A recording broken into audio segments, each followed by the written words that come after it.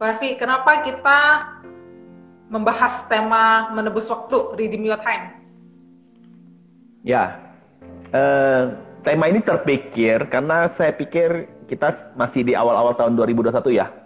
Jadi tema ini layak untuk kita renungkan dan kita pikirkan. Seperti tadi yang Susan katakan, ada sebagian orang melewati tahun 2020 dengan baik ya. Tapi ada juga mungkin di antara teman-teman melewati tahun 2020 yang lalu dengan sebuah penyesalan ya. Waktu yang ada mungkin terlewatkan tanpa arti, sia-sia, sehingga mungkin di awal tahun 2021 ini adalah momen yang cocok sebagai sebuah pembaharuan, sebuah resolusi agar kita bisa menggunakan waktu kita dengan baik-baik dan tidak terulang lagi seperti tahun 2020 dengan sia-sia ya. Jadi kita bisa gunakan waktu kita dengan baik lah. Ini tujuan tema daripada kita pada malam hari ini. Kalau bilang kan tadi sempat sia-sia. Nah, kira-kira apa ya yang buat orang kok bisa menyia-nyiakan waktunya? Kenapa ya orang menyia-nyiakan waktunya ya? Nah ini karena gini loh. Kalau saya perhatikan ya, sebenarnya tidak ada orang yang mau hidupnya sia-sia. Ya, setiap orang mau hidupnya punya arti, punya makna ya. Ada pembaharuan dari waktu ke waktu ya. Tetapi realitanya ya, pada faktanya ternyata tidak semudah itu menggunakan waktu dengan baik sehingga hidup kita menjadi lebih baik dan lebih berarti ya. Alasannya ada apa? Karena ada godaan dunia yang boleh dikatakan sangat dirindukan oleh kedagingan kita ya. Sehingga kita harus mengakui bahwa pergumulan untuk melawan kedagingan, rasa malas, rasa untuk menyenangkan diri kita sendiri tanpa prioritas kepada suatu hal yang penting ya, itu bisa terjadi. Jadi harus dikatakan bahwa ini suatu hal yang sulit ya, pergumulan banyak orang sebenarnya. Tetapi saya harap melalui malam hari ini teman-teman ya, setelah teman-teman mendengar, mungkin tidak langsung teman-teman langsung berubah. Oh, langsung besok hidup teman-teman waktunya akan lebih baik dan lain sebagainya. Tapi setidaknya melalui malam ini teman-teman belajar pemahaman, mengerti ya, sehingga untuk waktu-waktu ke depan bisa menjalaninya dengan sebuah proses yang lebih baik di dalam menggunakan kehidupan kita. Jadi harapannya seperti itu sih ya. Jadi memang nggak mudah. Iya, jadi kira-kira apa ya yang pengen Ko Harvey, poin utama yang pengen Ko Harvey sampaikan pada malam hari ini sehingga teman-teman yang dengar mereka bisa dapat satu insight dan ini bisa jadi satu kebenaran yang mereka pegang sepanjang tahun supaya 2021 nggak sia-sia seperti itu. Nah, hal yang pertama yang saya pengen sampaikan ya, tadi kan saya awal katakan mengapa orang hidup sia-sia ya, ini semua pergumulan kita menghadapi itu semua. Tapi setidaknya teman-teman memiliki satu pemahaman. Ya, pemahaman pertama yang Ko Harvey pengen sharekan adalah kita harus tahu dulu apa definisi daripada hidup yang berarti. Ya, hidup yang berarti itu bukan karena panjangnya hidup kita, tapi hidup yang berarti itu karena apa?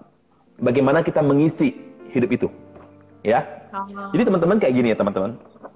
Ketika kita memasuki tahun baru nih. Kita kan tambah usia ya, saya tambah 1 tahun lebih tua ya.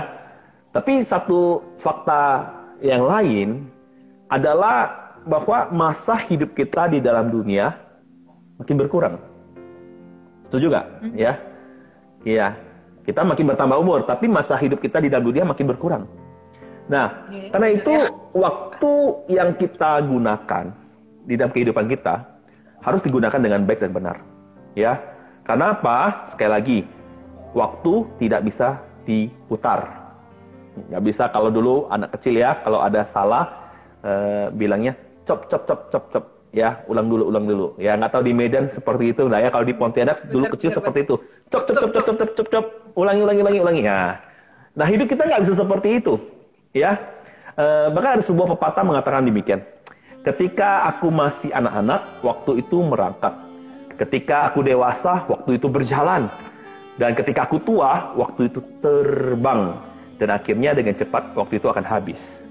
Nah, teman-teman, sayangnya banyak orang mengukur arti hidup itu dari panjang, bukan dari isinya. Itulah kenapa ada orang merasa, kalau ada orang mati muda ya, sayang kali orang mati muda itu ya. Tapi kalau orang tua meninggal ya, itu dianggap biasa-biasa saja ya, wajar-wajar saja ya. Dan kita mungkin lebih mudah mengucapkan ya selamat panjang umur, bukan mengucapkan selamat ya hidup makin bermakna. Jadi banyak orang takut berumur pendek, tetapi tidak takut hidupnya tidak bermakna. Ini yang terjadi ya. Saya ulangi ya, banyak orang takut berumur pendek, tapi tidak takut kalau hidupnya tidak bermakna. Nah, jadi bukan karena panjangnya, tapi karena isinya. Nah, sebagai contoh, kita tahu di dalam firman Tuhan ada teladan yang kita lihat dari Yesus sendiri. Yesus memiliki hidup yang bermakna. Bukan karena panjang usianya, tapi karena bagaimana isi hidup Yesus. Yesus cuma umur 33 tahun setengah. Saya sekarang masuki usia 35, bahkan lebih panjang usia saya di bumi dibandingkan dengan Tuhan Yesus kan. Tapi Tuhan Yesus di dalam isi hidupnya, dia mengisinya dengan baik dan sungguh-sungguh memberikan dampak yang luar biasa. Bahkan dampak ini bernilai kekal. Dan dia mengisinya dengan dia berhubungan erat, pribadi dengan Tuhan, dengan Bapanya di surga.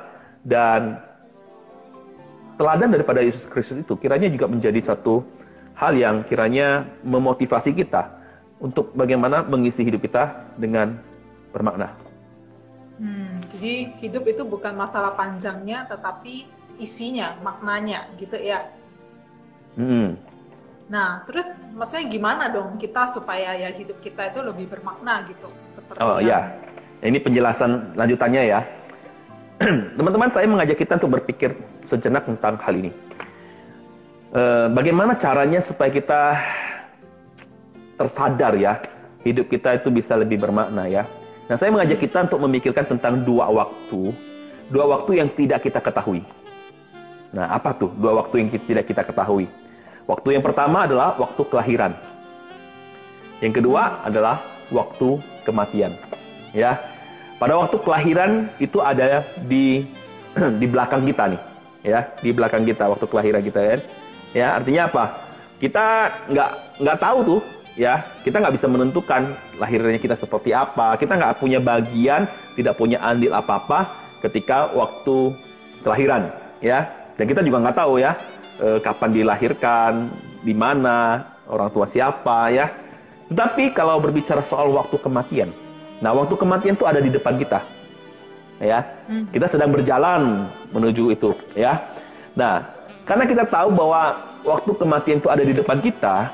Ya, walaupun kita tidak tahu kapan itu akan datang, tapi kita tahu ini ada di depan kita, maka bukankah kita harus mempersiapkan hidup kita untuk mengisinya dengan baik, sehingga pada akhir kehidupan, kita bisa berkata bahwa aku menjalani hidupku dengan bermakna. Ya, menjalani kehidupan itu dengan bermakna. Sebab kenapa?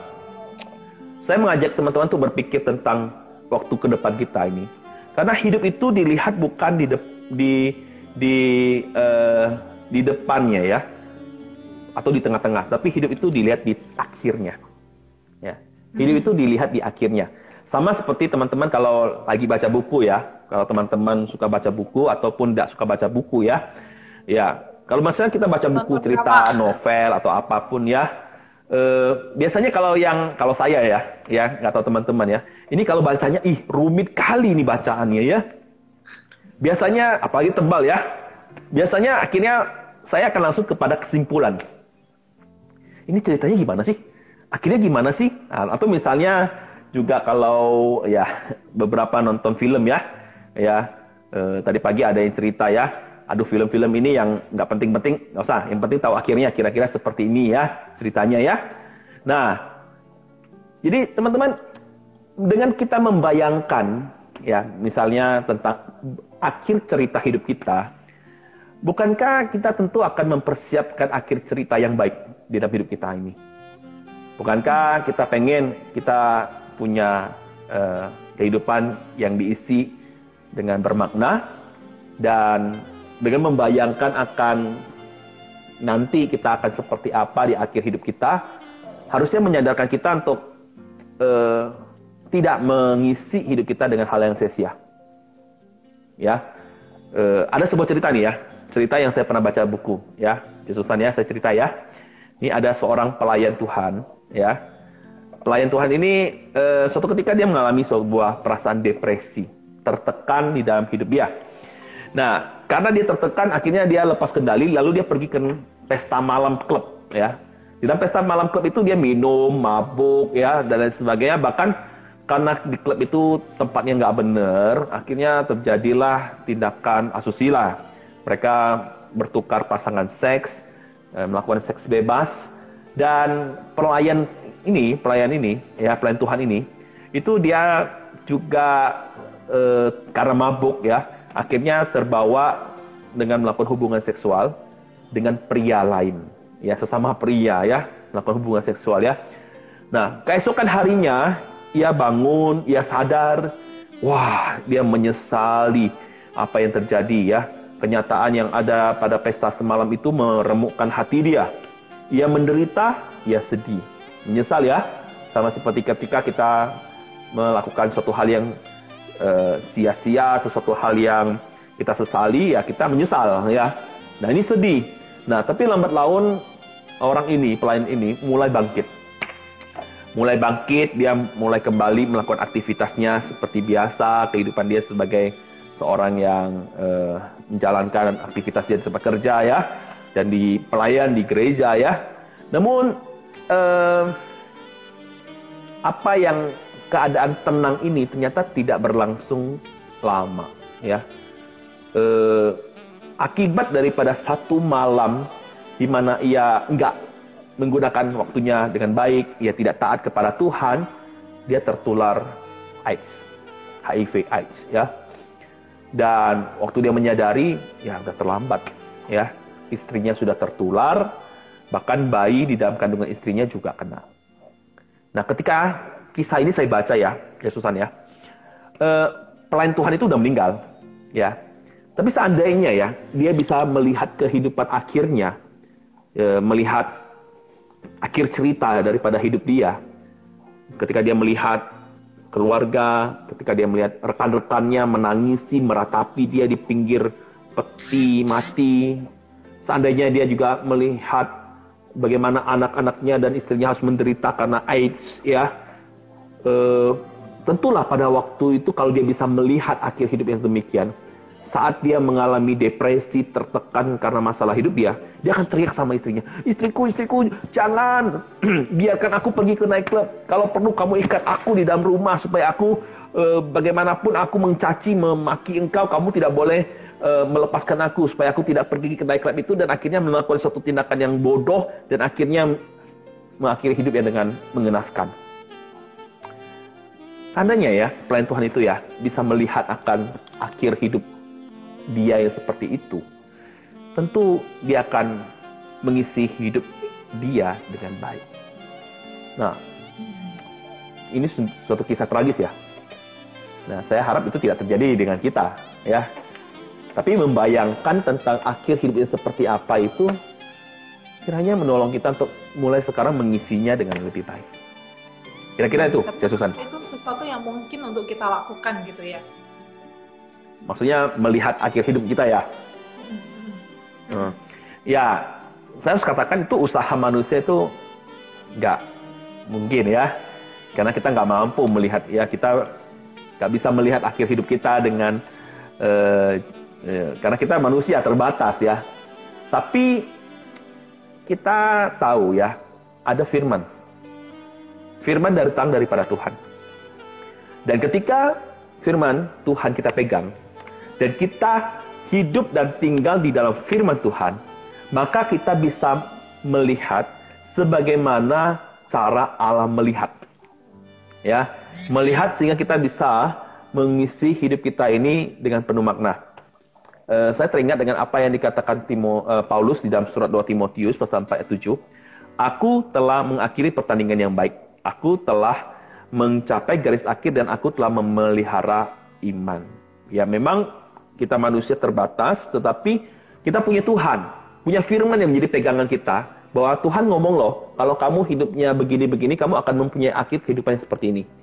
Maka kita boleh yakin dan percaya bahwa pegangan kita adalah firman Tuhan. Menghidupi firman, menjalani kehidupan kita sesuai dengan apa yang juga Tuhan kehendaki melalui firman.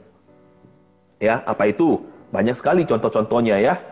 Nah, itu sih. Lalu hal yang lain, kenapa saya mengatakan bagaimana ini bisa mungkin, itu adalah ketika teman-teman menyadari satu hal lagi.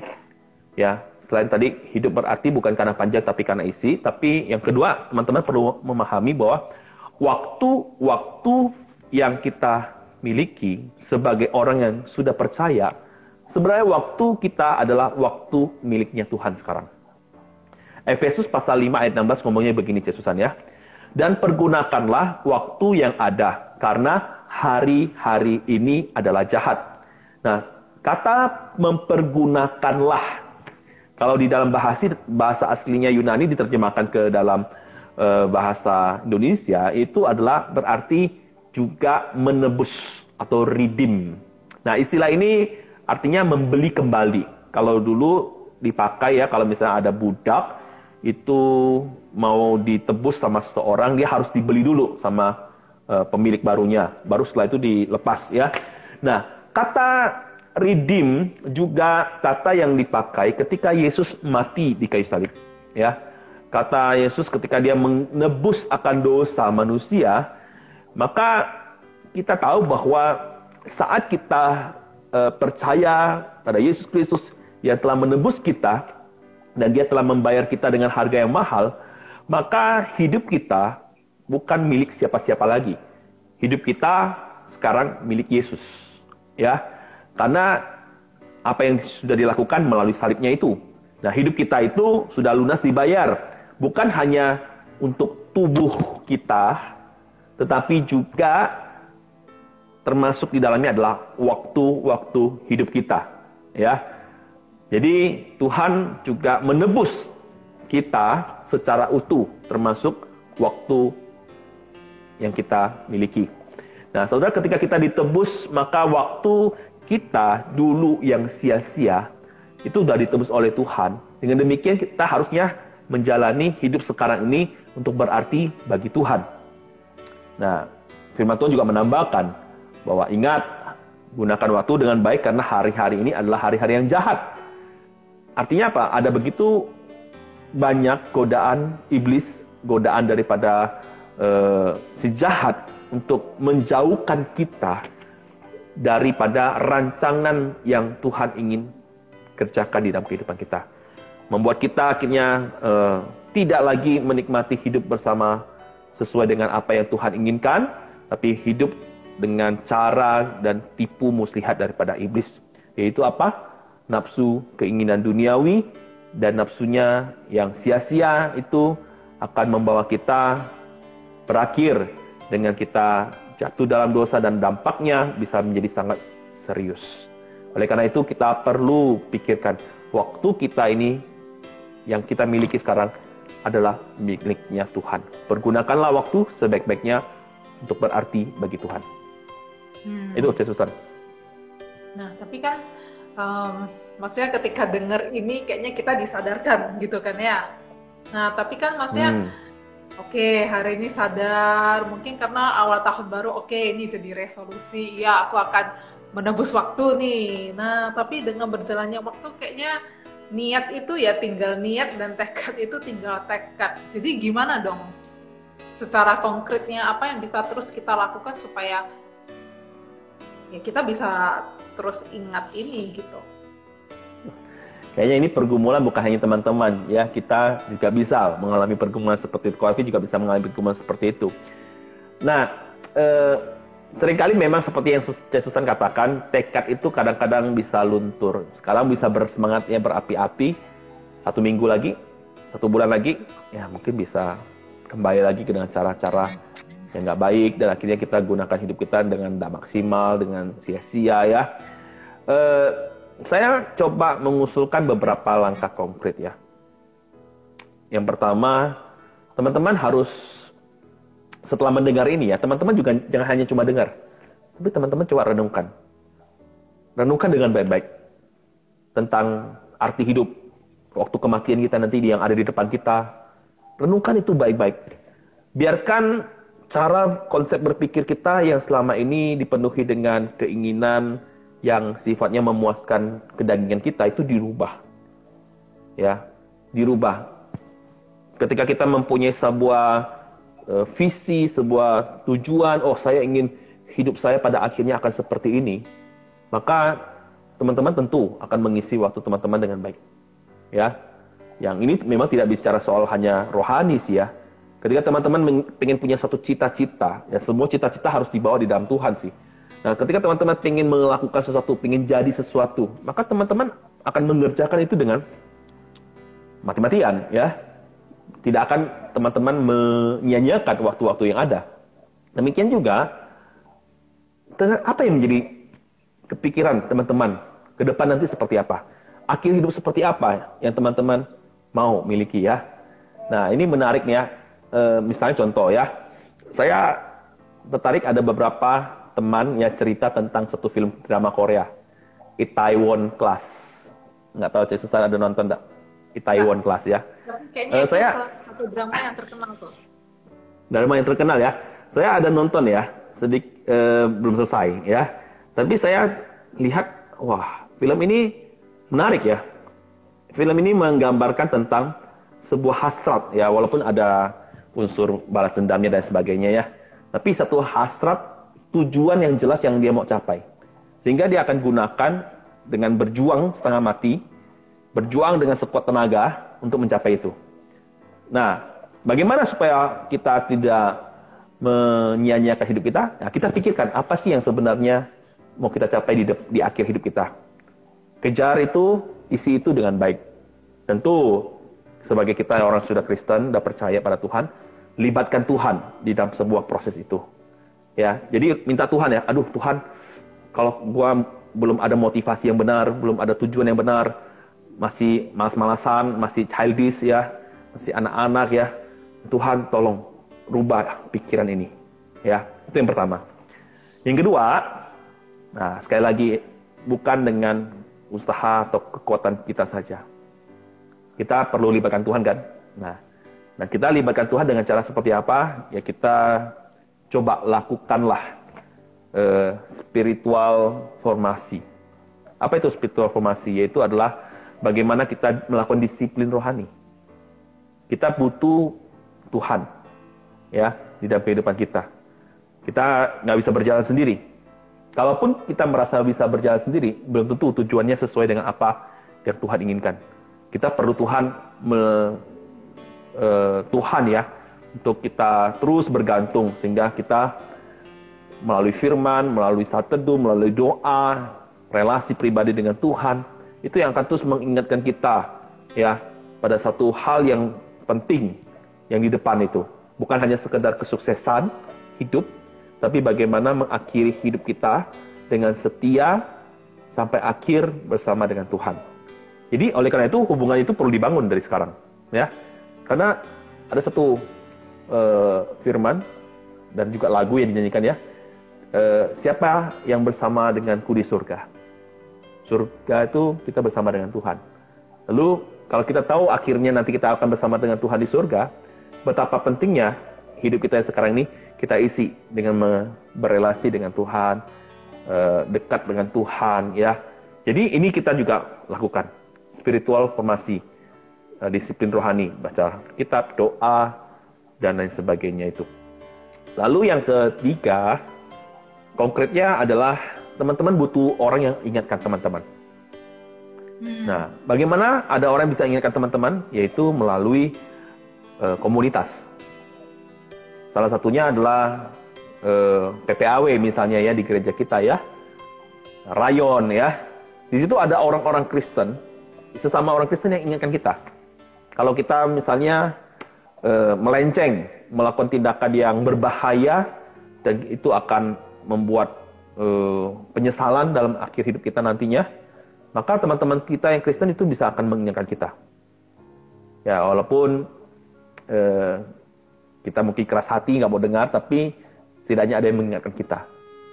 Dan setidaknya itu akan menolong kita juga untuk berpikir 2 kali sebelum melakukan hal-hal bodoh di dalam kehidupan ini yang akan kita sesali di akhir hidup kita.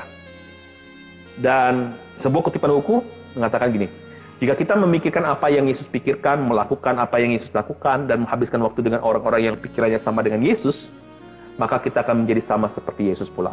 Dan hal tersebut ternyata tidaklah sulit. Habiskanlah waktu dengan orang-orang yang memang adalah pengikut Yesus. Jadi gereja, orang-orang percaya, orang-orang Kristen, yang lainnya. Di situ kita akan menemukan bahwa pergaulan yang baik dengan orang-orang Kristen itu akan memberikan dampak juga positif bagi kita.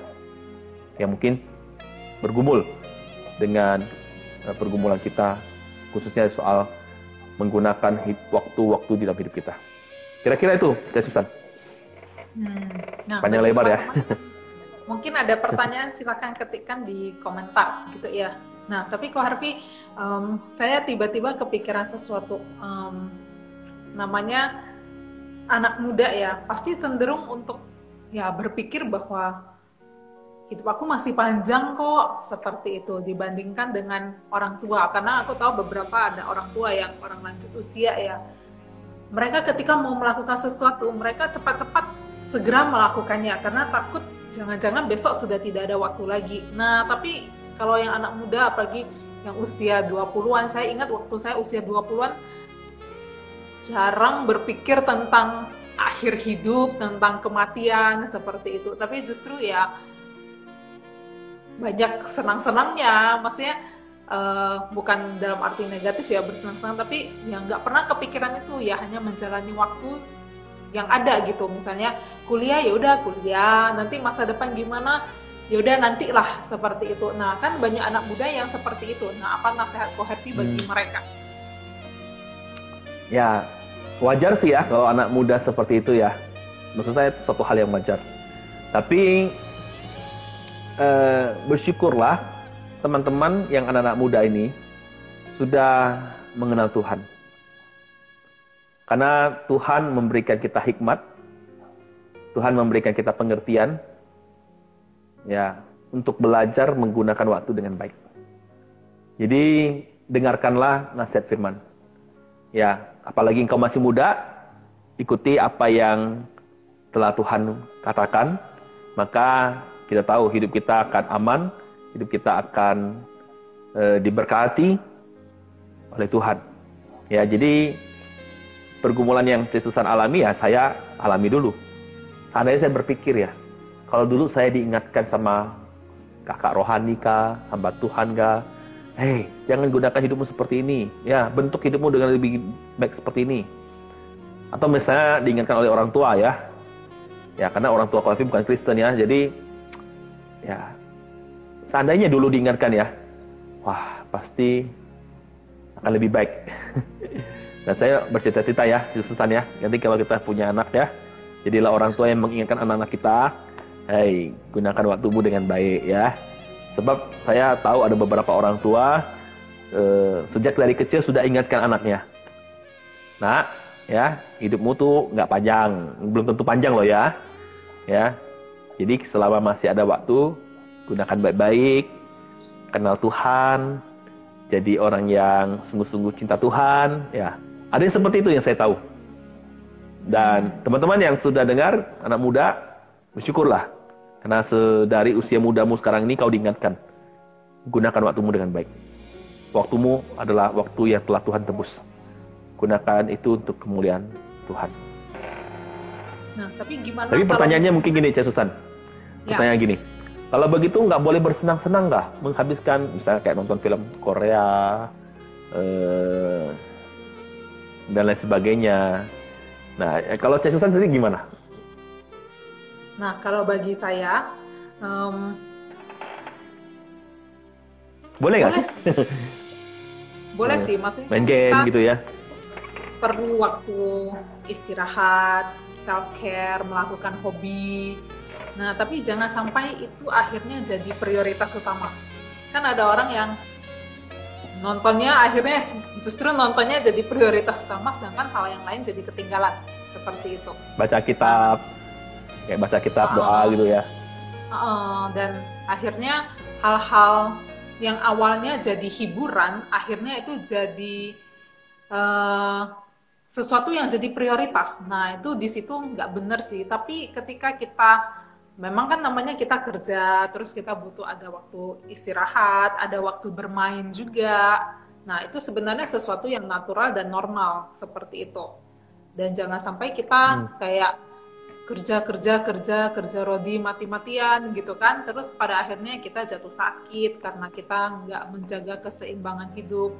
Nah, saya pikir itu nggak tepat juga. Tapi ketika kita beristirahat pun kita melakukan kegiatan self care kita, misalnya kalau dalam bahasa psikologi namanya self care. Nah, melakukan self care kita, nah semuanya itu ya pusatnya Tuhan sih pada akhirnya, bukan untuk kesenangan diri. Dan tujuan self care itu pada akhirnya supaya kita bisa berdampak lebih baik lagi, kita bisa berfungsi dengan normal kembali seperti itu. Kayak mesin lah, kalau mesin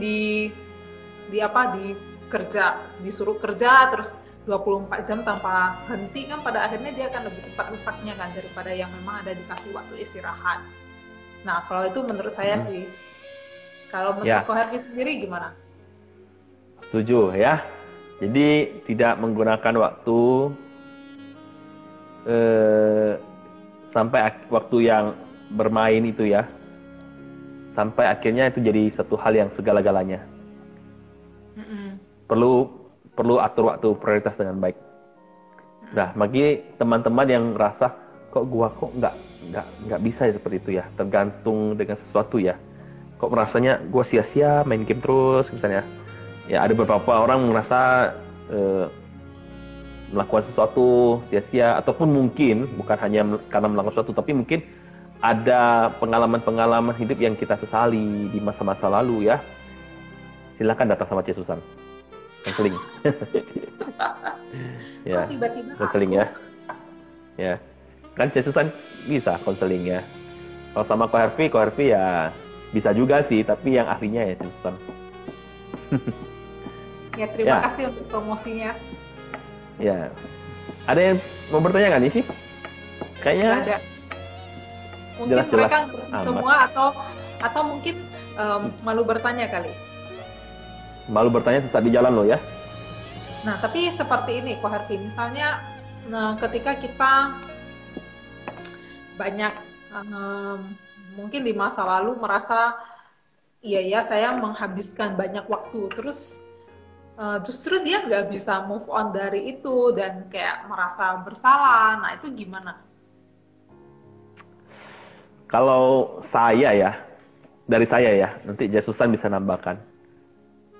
Pertama kita mengakui dulu. Kalau kita punya penyesalan. Ya. Terus yang kedua, berikan ruang untuk meratapi itu. Meratapi. Ya. Yang ketiga adalah sampaikan itu sama orang. Cerita. Jangan pendem. Ya. Keempat, setelah kita cerita, kita minta nasihat dari orang.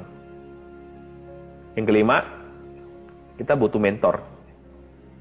Butuh orang yang ingatkan kita. Supaya kita nggak seperti dulu lagi gitu loh. Ya. Jadi, ya kira-kira 5 hal itu sih. Susan. Iya. Saya juga setuju sih, sependapat sih. Karena mungkin ada sebagian, mungkin nggak semuanya ya, tapi sebagian dari kita kan mudah merasa bersalah, terus merasa kayak, aduh aku kok udah menyia-nyiakan waktu yang diberikan Tuhan, bukannya justru dia move forward, tapi justru dia nggak bisa move on gitu, dan terus-menerus merasa bersalah, dan akhirnya justru dia menarik diri, menghindari Tuhan, benar-benar jadinya, ya udahlah nggak usah lah, daripada nggak sempurna, ya udahlah nggak usah seperti itu. Nah, mungkin perlu itu ya, waktu untuk mengakui dan meratapi bahwa ya di masa lalu sudah salah, tapi ya ada kesempatan untuk memperbaiki, dan itulah makna menebus waktu itu ya, bukan putar ulang Ya. kembali karena kita nggak bisa balik, tapi apa yang ada, waktu yang tersisa itu dipakai dengan sebaik-baiknya. Thank you untuk melengkapi. Memang itu, jadi kita nggak bisa putar ulang ya waktu kita. Tapi waktu ada di depan kita sekarang. Mulailah. Walaupun tadi saya katakan di awal, belum tentu teman-teman setelah dengar, teman-teman besok langsung berubah. Jadi semuanya langsung jadi lebih baik ya. Tapi mulailah dengan mendengar didikan ini. Dengar nasihat ini. Dan mulailah untuk mengambil komitmen ke depan. Nanti akan ada jatuh bangun sih, pasti. Tapi itu proses. Yang penting kita tetap bertekad dan kita mohon sama Tuhan, Tuhan, waktuku kok gini ya. Ya. Saya setiap malam kalau saya doa, saya akan selalu doa gini. Ming Tian Waken How. Ya, besok kiranya semakin lebih baik. Itu harapan doa saya sih setiap malam sebelum saya tidur. Ya, waktu pergantian akhir tahun pun saya juga berkata ya, Cinian Waken How. Tahun ini kiranya lebih baik lagi. Ya, ini harapan ya, tentu. Ya semoga ya walaupun sering jatuh bangun kita ya, tapi kiranya itu menyadarkan kita untuk kita terus mau berjalan dalam proses ini. Okay. Nah, kalau misalnya ada yang merasa, oke, aku harus menebus waktu, tapi jadinya dia itu kerja dengan lebih mati-matian. Nah, itu gimana, Ko Harvey? Nah, sekali lagi kan, akhir hidupnya seperti apa yang teman-teman mau capai. Nah, biasanya ketika orang menulis akhir hidup, ya, apakah yang dia akan banggakan itu apa, gitu loh. Apakah ketika orang di akhir hidupnya, orang tuh akan membanggakan, gua punya mobil 100, punya rumah gede, mansion di mana-mana, sudah jalan ke luar negeri ke sana ke sini, ya, punya banyak uang, banyak usaha. Apakah itu yang akan dibanggakan ketika orang itu sudah tua ya? Sepengetahuan saya ketika bertemu dengan banyak orang tua, bukan itu sih yang diceritakan. Bukan itu yang dibangga-banggakan sih. Ya, mereka bisa banggakan anak, ya, banggakan bahwa dia menjadi orang tua yang baik, ya, dan karena kita tahu bahwa apa yang terakhir yang ingin kita banggakan itu, maka kita akan berpikir ulang, men-setting ulang apa sih yang menjadi prioritas itu. Saya sih nggak tahu teman-teman punya prioritas apa dalam hidup teman-teman. Mungkin ada juga yang prioritas cari uang. Tapi itu nggak salah sih teman-teman cari uang. Tapi coba pikirkan ulang kembali ya. Untuk apa? Ya teman-teman bisa kasih berbagai macam alasan. Untuk orang tua, beli rumah, mau kawin, dan lain sebagainya ya. Tapi itu apa sebenarnya gitu loh. Ini pertanyaan yang saya dengar dari salah seorang seorang kaya raya di Surabaya yang sudah meninggal ya beberapa waktu yang lalu karena COVID. Ada seorang tanya dia, "Pak, saya mau jadi orang kaya Pak, seperti Bapak." Terus orang kaya itu bilang apa? "Kamu mau kaya untuk apa?" Nah, apakah itu hanya untuk pemuasan pada hal-hal yang sifatnya sementara? Atau kita mengejar suatu hal yang ada, materi ada, karena kita tahu itu datang daripada Tuhan dan kita mau lakukan itu untuk boleh Tuhan gitu loh. Ya, kalau kita ada diberi sama Tuhan ya kita bersyukur. Kalau enggak ya kita tetap berusaha. Tuhan pasti akan memberikan yang terbaik yang kita butuhkan. Jadi kalau teman-teman berpikir, gue bekerja keras. Ya, kerja keras itu wajib kita kerja keras. Tapi jangan sampai kita lupa untuk melihat yang kekal itu apa. Yang penting terutama dalam hidup kita itu apa. Just that, itu aja sih. Dan tadi ya ketika Ko Harvey ngomong kayak gitu, saya tiba-tiba kepikiran, iya ya, kira-kira akhir hidup seperti apa yang saya gambarkan, yang saya inginkan. Dan terlintas satu bagian firman Tuhan, saya lupa di mana sih, ketika Tuhan bilang, masuklah hai anakku yang setia. Nah, pengen itu sih, maksudnya pada akhirnya jadi pelayan yang setia, punya iman yang tetap teguh di dalam Tuhan, dan Tuhan melihat kesetiaan itu sampai akhir dan bisa finishing well. Ya, itu harapan kita ya, bisa finishing well ya. Itu bukan hanya Yesusan, saya juga pengen finishing well ya. Kadang kan ini kan hidup kita ini kan belum sampai akhir nih, masih dalam proses. Dan ya, harapan kita tuh kita finishing well. Dan ini juga ya, maksudnya tiba-tiba kepikiran, banyak orang yang bisa memulai dengan baik, tapi tidak semua orang bisa mengakhiri dengan baik. Itu yang menakutkan. Menakutkan, dan itu banyak orang seperti itu sih. Ya, saya lihat ya, dan saya dengar kesaksiannya. Ya, seperti itu sih. Dan jangan sampai juga seperti yang tadi Ko Harvey bilang ya, jangan sampai fokus kita, tujuan kita akhirnya salah. Jadi itu seperti menjaring angin dan ternyata pada akhirnya itu sia-sia. Ya, jangan sampai dah ya, teman-teman ya. Teman-teman yang masih muda, dengar nasihat firman, yuk jalani hidup dengan baik. Redeem your time. Waktu-waktu yang masih ada ini pakai dengan baik. Jadi saya teringat satu pantun. Pantun apa Bukan nih? teringat sih, tapi tadi sempat kepikiran satu pantun.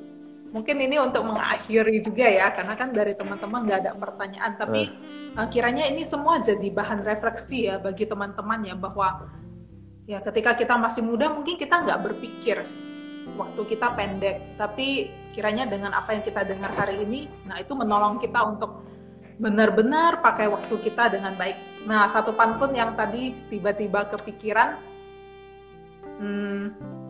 habis kerja mau istirahat, duduk minum kopi, coko banana.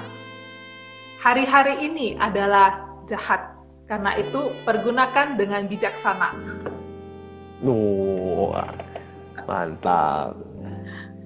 Mantap. Ya, baik teman-teman, terima kasih yang sudah bergabung. Kiranya apa yang disampaikan hari ini, sekali lagi, redeem your time. Kita nggak bisa mengulang waktu, tetapi waktu-waktu yang ada di depan, mari kita pergunakan dengan sebaik-baiknya. Ingat apa yang menjadi tujuan akhir kita, apa yang mau kita capai, dan kiranya itu semua juga sesuatu yang berkenan di hadapan Tuhan. Dan ketika kita ingat apa yang kita mau capai di akhir, hidup bukan tentang panjang, tapi tentang isinya. Nah, kita itu benar-benar bisa berusaha ya.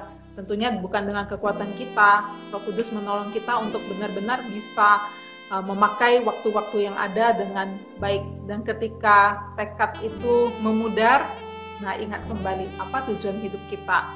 Ingat kembali hidup bukan hanya sekedar panjangnya, tapi juga isinya. Mungkin itu ya, Ko Harvey, ada closing statement yang mau disampaikan? Bergabunglah di dalam komunitas-komunitas yang ada. Ya, disitulah kita bisa semakin diingatkan ya. Dan jangan bosan-bosannya untuk mendengar didikan firman Tuhan. Ya. Dan teman-teman, redeem your time.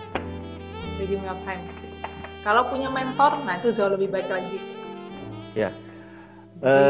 Punya mentor lebih baik lagi. Kalau misalnya teman-teman butuh kami sebagai hamba batun dari mentor, ya silakan, kami sangat senang menyambut teman-teman. Kita sama-sama berjalan, kita sama-sama mencapai finishing well itu. Ya, amin.